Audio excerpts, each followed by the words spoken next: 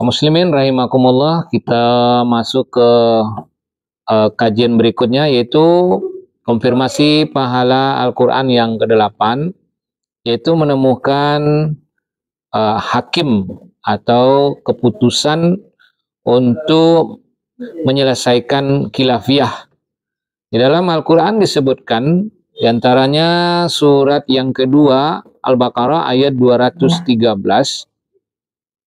manusia ini adalah umat yang satu dalam satu tuntunan, satu pemahaman, satu pandangan, yaitu ajaran Allah.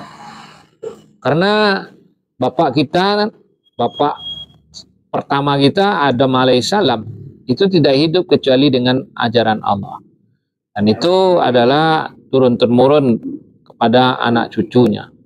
Namun karena pengaruh nafsu dan setan, manusia itu menjadi berselisih. Yang perlu dicatat di sini, dikatakan tidak ada yang memulai perselisihan itu kecuali orang-orang yang diberi ilmu tentang kitab Allah itu karena kedengkian di antara mereka. Maka setiap episode pengutusan Nabi dan Rasul yang diturunkan bersama mereka dalam bentuk kitab, tujuannya adalah untuk menyelesaikan khilafiyah di antara ulama dan umat.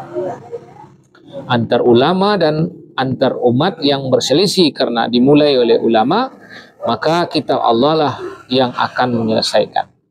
Dan terakhir, kitab Allah, kitab terakhir yaitu Al-Quran, diturunkan kepada Nabi Muhammad SAW, tujuannya adalah untuk bisa menjadi rujukan bagi setiap pertikaian dan perselisihan antar ulama dan antar umat tersebut dalam satu masalah. Disebutkan di dalam surat yang ke-16, surah An-Nahl ayat 64. A'udzubillahi minasyaitonirrajim. Bismillahirrahmanirrahim. Wa ma anzalna 'alaikal kitab illa litubayyina lahumul ladzi ikhtalafu fihi. Kami tidak menurunkan kitab Al-Quran ini kepada engkau Muhammad, melainkan agar dengan kitab Al-Quran ini engkau bisa menjelaskan duduk persoalan yang menjadi perselisihan di antara mereka.